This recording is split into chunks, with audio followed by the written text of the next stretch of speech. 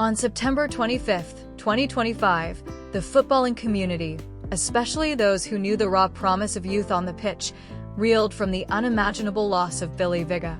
The 21-year-old former Arsenal Academy striker, whose boundless energy lit up the lower leagues, gone far too soon after a devastating brain injury sustained just 4 days earlier. Playing for his beloved Chichester City in a routine Isthmian League match against Pagham on September 21st, Billy collided headfirst with a concrete wall while chasing a loose ball near the touchline, the impact so severe it shattered helmets and hopes alike. Rushed to the hospital, he was placed in an induced coma to stem the swelling, underwent emergency surgery on Tuesday to ease the pressure, but despite the tireless efforts of medical teams, his family shared the heartbreaking update. The injury proved too much, and he slipped away peacefully, surrounded by the love that had fueled every sprint and strike. Chichester City's statement captured the ache. Billy was a warrior on and off the pitch, and our hearts are broken, while Arsenal's tribute echoed the sentiment, calling him a talented young man who gave everything. At 21, on the cusp of what should have been a breakthrough season, Billy's passing feels like a foul play in life's grand match, a cruel reminder of how fragile the beautiful game can be.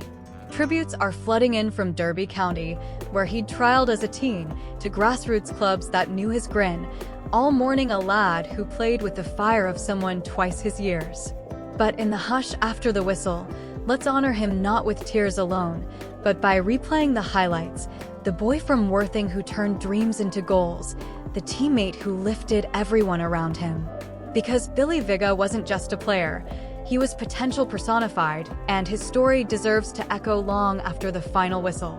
Let's roll back the highlights to the opening kickoff, to that breezy corner of Worthing, West Sussex, where William Joseph Vigar entered the world on October 22, 2003. A seaside town where the waves crash with the same relentless rhythm as a young striker's footfalls on the training ground.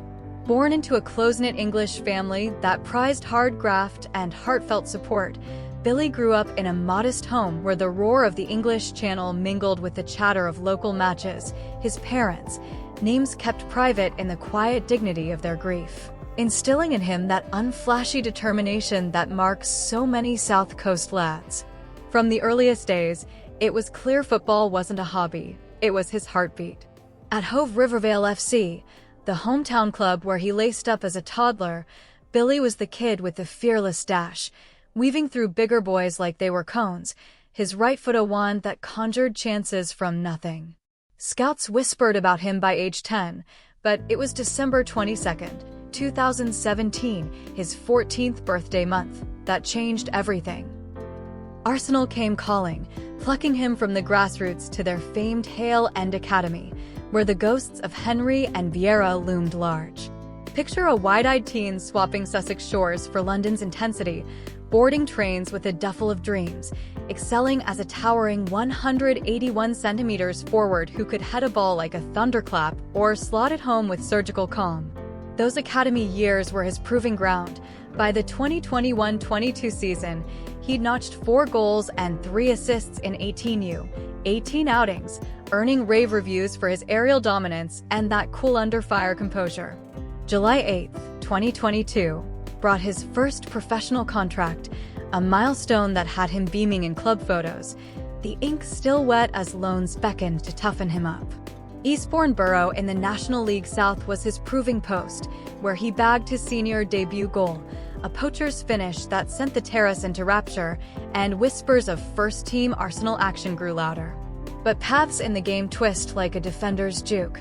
After a stint trialing with Derby County's youth setup, he stepped into the non-league fray with Hastings United in July 2024, then landed at Chichester City earlier this year.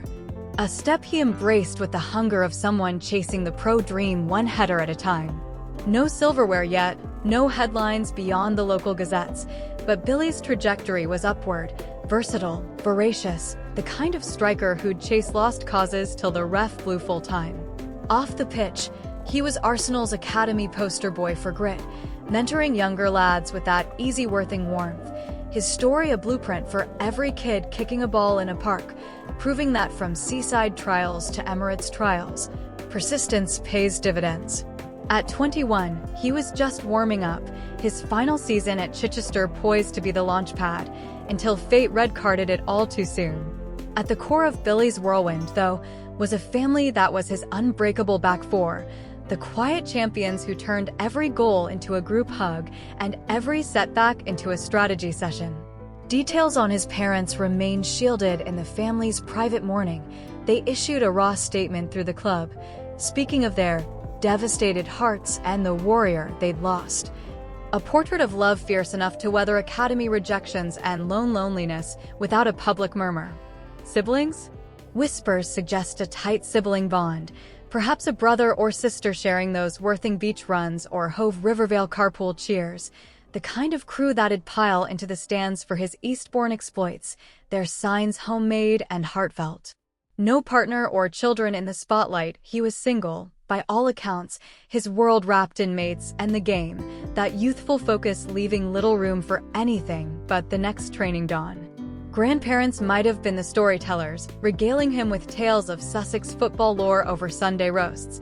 Their pride in his arsenal moved the stuff of family lore. It wasn't a celebrity clan.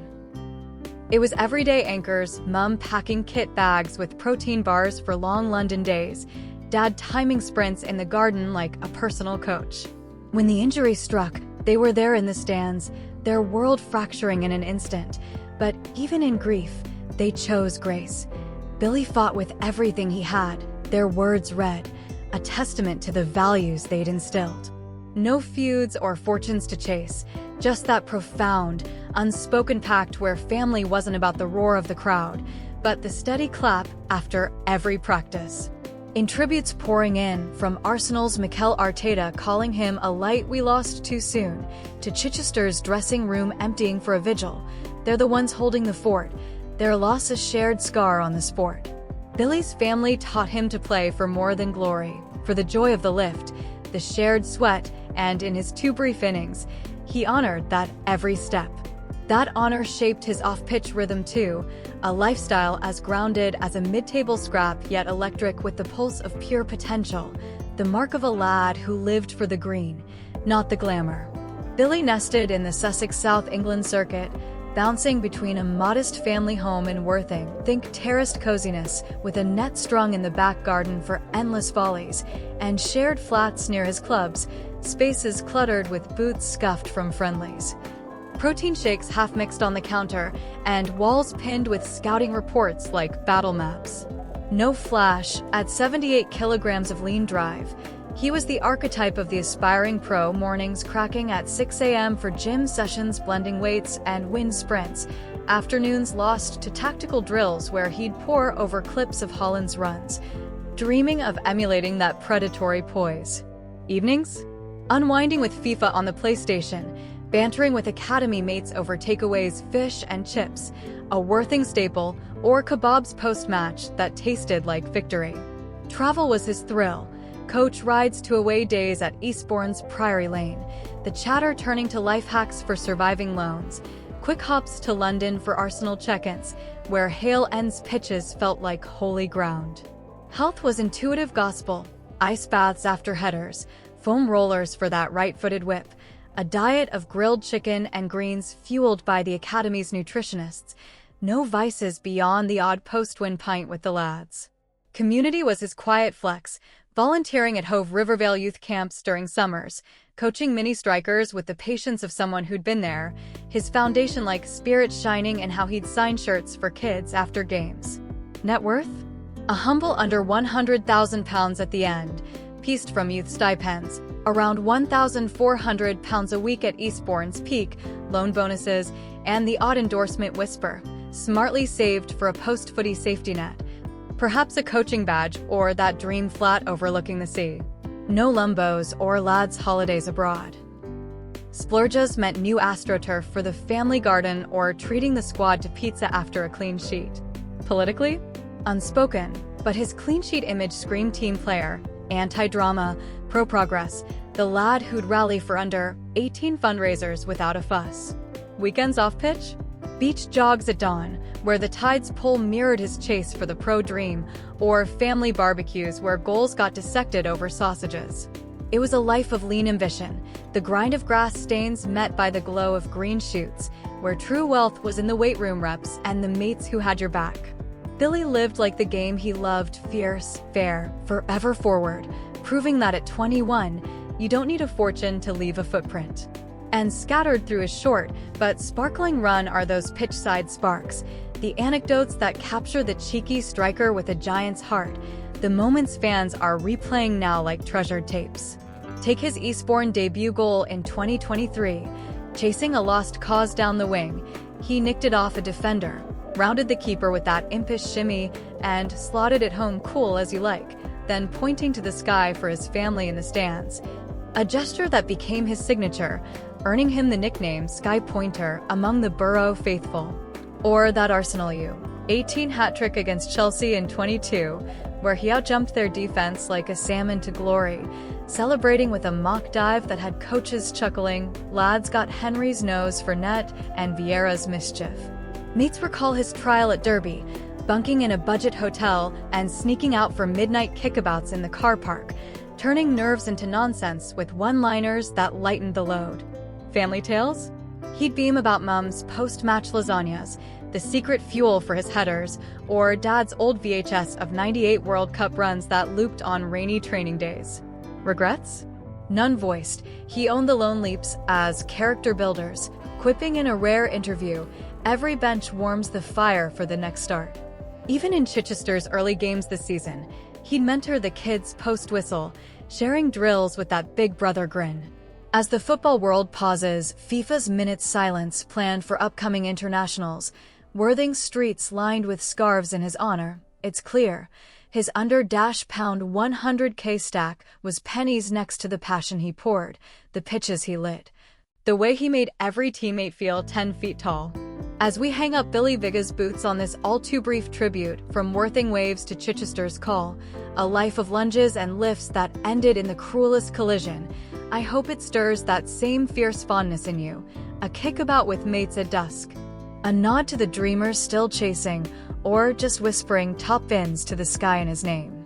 He played with a heart bigger than any stadium, leaving us not just sadder, but sharper about the fragility we share. If his story tugged at your kit, give this a like to pass the ball and subscribe for more dives into the lives that score deep. Who's your forever Academy hero? Thanks for the match, play on, Billy, and take care.